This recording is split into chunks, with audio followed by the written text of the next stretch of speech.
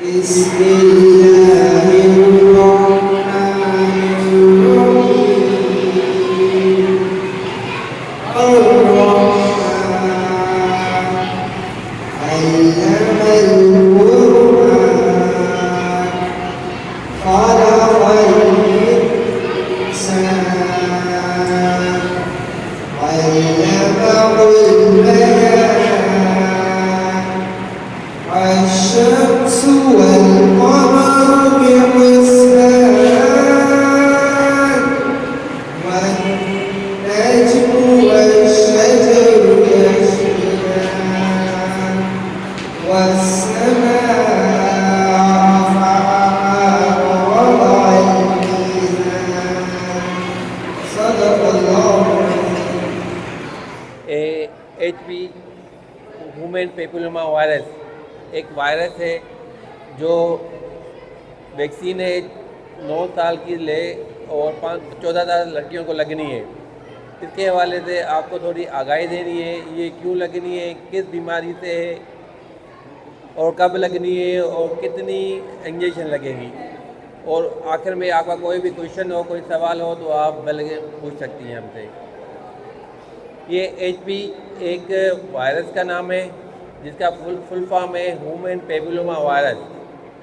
ये कहाँ पर वायरस है, एक कैंसर करवाता है, कहाँ पर करवाता है, कैंसर के भी कितने किस्म होते हैं, एक आँखों का किस्म, दिमाग का कैंसर, लिवर का कैंसर, बहुत सारे कैंसर होते हैं। तो ये वायरस जो है कहाँ पर कैंसर करवाता है, ये कैंसर बच्चेदानी में करवाता है।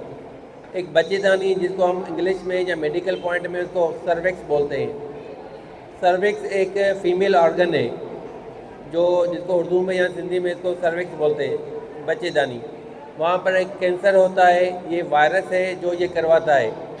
ये कब करवाता है और वैक्सीन कब लगनी है, ये 9 साल से लेकर 14 साल अपनी आपकी बच्चियों को लगनी है।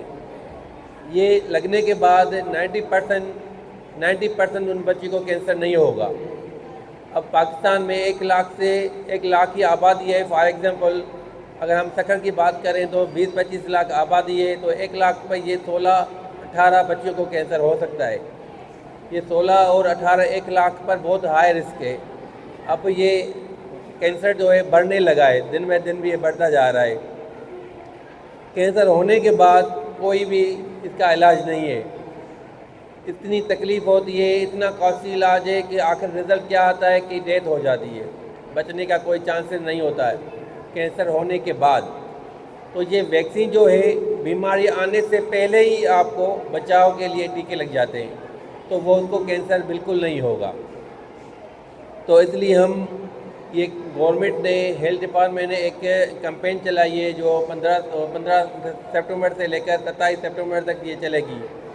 जहाँ 9 साल से लेकर 14 साल की बच्चियों हैं, स्कूल हैं, घर हैं, वो टीमें घर भी आ रही हैं, हर स्कूल में भी आ रही हैं वो ये वैक्सीन लगवाने के लिए। इस वैक्सीन लगने के बाद क्या क्या तकलीफ़ होती है, क्या असरात होते हैं, वो भी हम आपको बता रहे हैं। ये टोटली सेफ़ वैक्सीन है, कोई भी इसका साइड इफ़ेक्ट नहीं है। बाकी ये है कभी किसी को चक्कर आ सकते हैं क्योंकि ये इंजेक्शन फॉर्म है, लेफ्ट बाजू में लगेगी। बच्चे पहले ही इंजेक्शन से डरते हैं, बस ये डर है और कुछ भी नहीं है।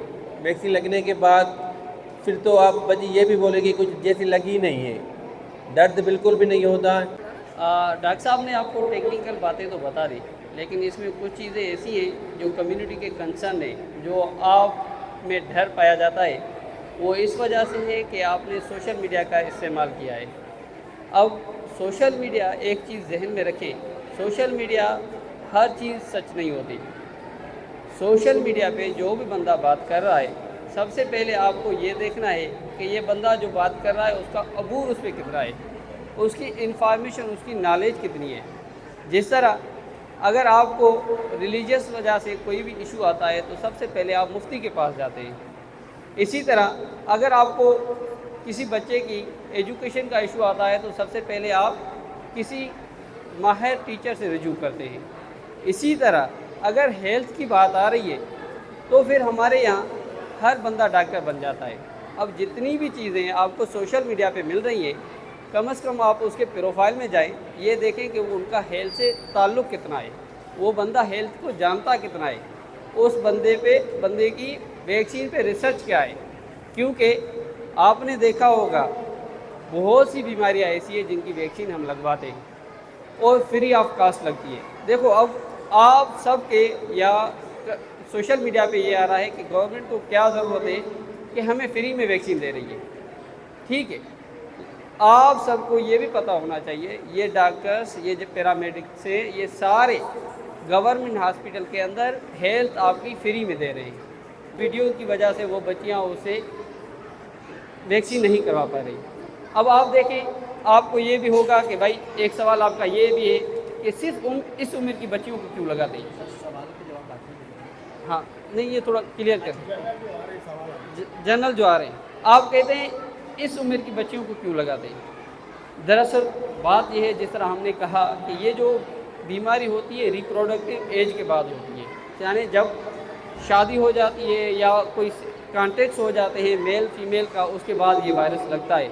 तो ये उम्र जो है रिप्रोडक्टिव एज नहीं है। इन उम्र के दौरान हमें किसी बच्ची की टेस्ट करवाने की ज़रूरत नहीं है, क्योंकि उनका ऐसा कोई कांटेक्ट नहीं होता, इसीलिए हम उसको वैक्सीन लगा सकते हैं। लेकिन ये अगर आपने ये पम्फलेट पढ़ा होगा तो इसमें हम 45 साल तक लगा रहे हैं। 45 साल तक हम लगा सकते हैं, लेकिन उसके लिए ये होगा सबसे पहले टेस्ट होगी और उसके बाद अगर उसकी वो टेस्ट नेगेटिव है तो वो ये वैक्सीन लगवा सकते हैं।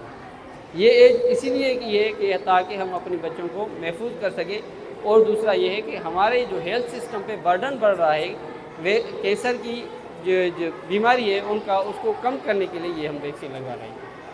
Thank you.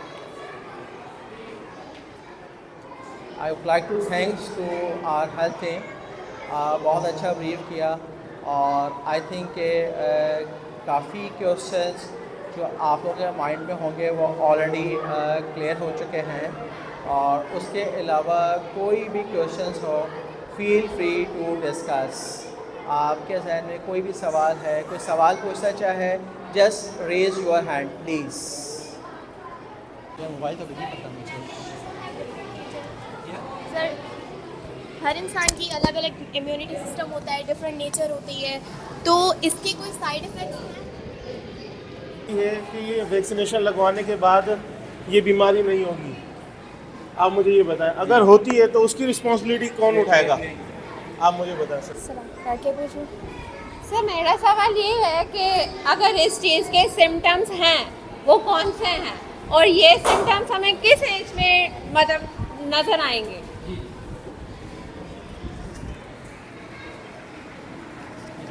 सर ये आपका एक लिटरेचर दिया गया है, ये छोटा वाला, ये बड़ा भी और एक ये छोटा वाला, ये सारे सवाल आपके अंदर लिखे हुए, सारे सवाल, ये 4 पेजेस हैं, आगे पीछे हैं। ये देखिए आपका एक एक सवाल उसका जवाब इसमें लिखा हुआ है आगे पीछे।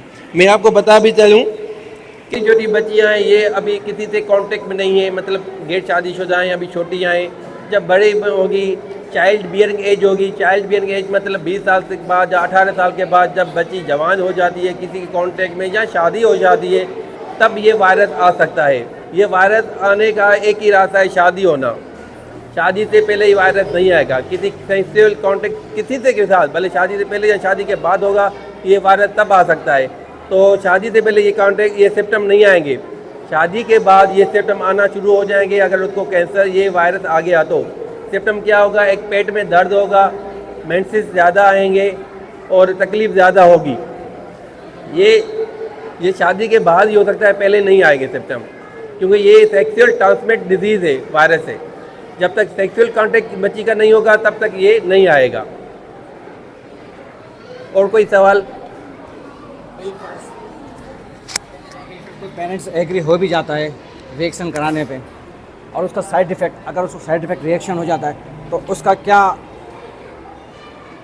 डॉक्टर साहब तो हैं ठीक है, लेकिन कोई इसका हल नहीं है, आपके पास कुछ भी नहीं है, बिल फर्स्ट बिल। और अगर इस सूरत में अगर अल्लाह ना खुदा ना करे कोई गलत काम हो, गलत मुरादे बच्चा एक्सपायर हो जाता है, उसकी कौन जिम्मेदारी उठाता है? उसकी जिम्मेदारी कौन उठाता है जी? देखो लाइफ की कोई गारंटी नहीं है, ठीक है। इस बात को तो मानते हैं ना, हम मुसलमान हैं, हमारा इस बात में यकीन है, लाइफ की कोई गारंटी नहीं है, ठीक है।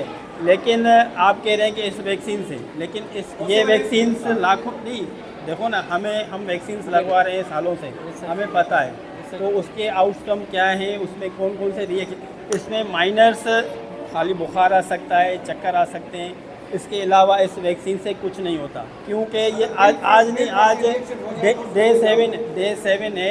डे 7 है अल्हम्दुलिल्लाह, ऐसी कोई भी ऐसा रिएक्शन हमारे पास नहीं आया। डॉक्टर साहब थोड़ा बताइए।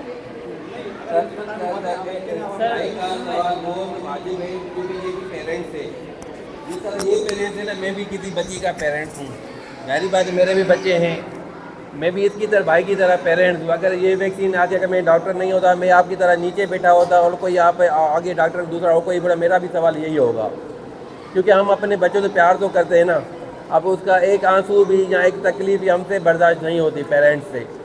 ये ज़ाहिर बात अपने पेरेंट्स के लिए, अपने बच्चों के लिए सवाल पूछ रहा है कि मेरे बच्चों को कोई तकलीफ़ ना हो। अब ये देखें ना, साइड इफ़ेक्ट हर चीज़ का होता है, साइड इफ़ेक्ट हर चीज़ का होता है, कोई ऐसी चीज़ है ही नहीं दुनिया में जिसका साइड इफ़ेक्ट नहीं हो। मतलब एक पत्ता होता है कि आगे भी उसका पाव होता है, पीछे भी होता है, उसका साइड होता है। हर दवाई पे, हर दवाई की गारंटी दे रहा हूँ मैं, हर दवाई पे उसके साइड इफ़ेक्ट लिखे होते हैं। यही वैक्सीन हर बच्ची को तकलीफ़ देगी तो ये वैक्सीन कोई भी नहीं लगवाएगा, इवन मैं भी नहीं लगवाऊँगा। अगर 1 लाख में एक बच्ची को साइड इफेक्ट होता है तो हर कोई लगवाना चाहेगा, क्योंकि ये बहुत बड़े मर्ज की इलाज है, एक बड़ा कैंसर है, सर्वाइकल का कैंसर है, उसको बचाव के लिए ये वैक्सीन है। अब इतना बड़ा कैंसर बचाने के लिए एक छोटी सी वैक्सीन लगनी चाहिए, और लाखों में एक केस ऐसा है जो सीरियस हो सकता है, तो हर कोई लगवा सकता है। हाँ, बाकी ये बात है कि साइड इफेक्ट हर चीज़ का होता है, बिल्कुल होता है। ये तो दवाई है जो बॉडी में जा रही है, वो अपना रिएक्शन दिखाएगी, पॉजिटिव भी दिखा सकती है, नेगेटिव भी दिखा सकती है, पर 99% जो है ना उसका पॉजिटिव रिजल्ट आता है। अगर आपको यकीन नहीं है तो हम 1 हफ़्ता पहले कैंपेन चला चुके हैं, 15 तारीख से स्टार्ट हो चुका है। आपने कोई नेट पे, कहाँ टीवी पे या फेसबुक पे सुना है कि एक बच्ची की डेथ हो गई हो एक वैक्सीन के हवाले से, या कोई किसी बच्चे की डेथ हो गई हो पोलियो के हवाले, पोलियो ने ड्रॉप पिया और बच्चे की डेथ हो गई, क्या क्या सीरियस हो गया। अब हमने कोई केस सुना है तो आप मुझे बताएं। 1 हफ़्ता हो गया है कैंपेन को चलाते हुए, तो आपने क्या नेट पे, फेसबुक पे, या अपने मोहल्ले में, अपने शहर में कोई सुना है कि बच्ची बहुत सीरियस हो गई, उसको कराची या सिविल अस्पताल में शिफ्ट हो गई है? ऐसा कोई केस सुना है आपने? 1 हफ़्ता हो गया है कैंपेन चलाते हुए। हमें कोई है तो हमें भी बताएं, हमें भी नॉलेज दें।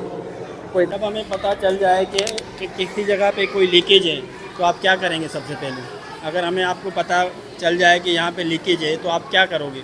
उस पानी को साफ़ करते रहोगे या पहले लीकेज को बंद करोगे? आप बात समझ रहे मेरी? पाइप लीक हो जाता है, एक जगह से कहीं से पाइप लीक हो रहा है तो आप सबसे पहले उस पाइप को, लीकेज को बंद करोगे या पानी साफ़ करते रहोगे? लीकेज को बंद करेंगे। लीकेज को बंद करेंगे। तो ये एज हमने इसलिए उठाई है ताकि जो हमारे पास जो ईयरली जो केसेस आ रहे हैं, हमारे, आपको पता नहीं है शायद, हर साल 5000 औरतों को ये वायरस लग रहा है। 5000 में से तकरीबन 3000 ख़वातीन अपनी ज़िंदगी से हाथ धो बैठ रही हैं। तो हमने इसलिए सबसे पहले वो एज ग्रुप उठाया है कि भाई हम पहले जो हमारी जो अपकमिंग जनरेशन है, जो न्यू फ्यूचर आ रहा है, तो हमने पहले उनको सिक्योर करना है। देखो, अगर हम बड़ी एज पे जा रहे हैं तो उसके लिए हमें सबसे पहले सबकी स्क्रीनिंग करवानी पड़ेगी, उसके बाद वैक्सीनेशन करवानी पड़ेगी, वो बाद के मसले हैं। तो हमने कहा है कि जो हमारी जो अपकमिंग जनरेशन आ रही है, तो हम सबसे पहले इस कैंपेन के बाद ही हमारी रूटीन में शामिल हो जाएगी। और ये पाकिस्तान गवर्नमेंट का जो एग्ज़ाम है सर्वाइकल कैंसर के हवाले से एक बड़ा कदम है। आप इससे फ़ायदा देखो, आप वैक्सीन नहीं करवाओगे, गवर्नमेंट को कोई फ़र्क नहीं पड़ेगा। ये 12 दिन की कैंपेन है, उसके बाद आप वैक्सीन नहीं लगवाओगे, मतलब आपने अपने बच्चों को आग खा लिया। एक चांस मिला है आप लोगों को कि आप उनको वैक्सीन एक करवा दो। देखो, हम कभी नहीं चाहेंगे कि हम अपनी कौम के साथ कोई नाइंसाफ़ी करें। देखो, हम समझ रहे हैं कि ये हमारी ज़िम्मेदारी है। हम आपको बार बार स्कूलों में आके ये समझा रहे हैं बातें, हमारी ड्यूटी है। लेकिन उसके अलावा हम भी पेरेंट्स हैं, हमने अपने बच्चों को भी लगवाया है। इसके अलावा आप खुद फैसला करें। अगर आपको और भी अगर कोई क्यूरीज़ है तो आप जाओ गूगल पे सर्च करो, चैट जीपीटी पे जाके एक सवाल लिखो जो आपके जहन में आ रहा है, आपको सब कुछ बता देगा। ठीक है, thank you all of you. आपने बेसिकली हमारे एक टीचर हैं, they want to say something about the HPV vaccination. Please miss come. आप सबको मेरी तरफ से अस्सलाम वालेकुम। आज मैं जिस तारीख़ी लम्हे की वजह से मैं मुखातिब हूँ वो ये कि हम सबको पता है कि पाकिस्तान सेहतियामा के एक इंतहाई मरहले से गुज़र रहा है, जो हम बच्चियों के लिए आगे जाकर हमारी सेहत का ज़ामिन बन सकता है। पाकिस्तान में हिफाजती टीकों जो हमारे टीके हो रहे हैं, हिफाजती टीकों के लिए 15 सितंबर से 27 सितंबर के दरमियान में लगाए जा रहे हैं और ये जो कदम है एक इनकलाबी कदम है जो वफाकी इदारा हमें दे रहा है और बिल्कुल ही अप्रिशिएटिव है हमारे लिए। We all know that cervical cancer जो है वो दुनिया भर में ख़वातीन की अमवात में से सबसे बड़ी वजूहात में से एक वजह है और बदकिस्मती से पाकिस्तान भी इससे महफूज नहीं है। हमें पता है कि पाकिस्तान में हर साल ख़वातीन जो हैं वो इस दर्द से, इस अजियत से गुज़र रही होती हैं, जबकि इस केसेस का हल भी मौजूद है हमारे पास, पर फिर भी हम इसको इग्नोर करते हैं। सो फॉर मी, मेरे लिए या फिर मैंने जितनी स्टडी की है उसके लिए मेरी नज़र में ये वैक्सीन एक महफूज है, क्योंकि ये आलमी इदारे सेहत से इसको मंजूरी हासिल है और इसके अलावा भी ये मंजूर शुदा है जो इसके महफूज होने की तस्दीक करता है। और इसके अलावा मैं ये बोलना चाहूँगी कि हम सब पाकिस्तान में मिलकर एक ऐसा माहौल तश्कील कर सकते हैं कि हम जिसमें ये बता सकते हैं कि हम इस चीज़ के इतने हकदार हैं कि हम खुद परस्ती हासिल कर सकें। तो फॉर मी, हम बच्चियों को होना चाहिए इतना कि हम इस चीज़ पे स्टेप लें कि हम वैक्सीन करवाएं और इसके अलावा इस चीज़ को थोड़ा अपने आप को हकदार रखें कि हमारा फ्यूचर ब्राइट, हम एक इसके हकदार हैं। Thank you so much. So sir, thank you very much for all of you to being with us, आपका टाइम स्पेयर किया। और लास्टली मैं कहना चाहूँगा कि आप इस पर ज़रूर गौर व फिक्र करें और आप इसे थोड़ा सा अपना वर्कआउट करें। आप सोशल मीडिया में काफ़ी पॉजिटिव वीडियोस भी अवेलेबल हैं, वो आप देखें, इंटरनेशनल डेटा को देखें आप। और ये है कि आप 27 से पहले और अपने जो बच्चियाँ 9 से 14 साल की एज की हैं उन्हें ज़रूर वैक्सीनेशन करवाएं। Thank you so much.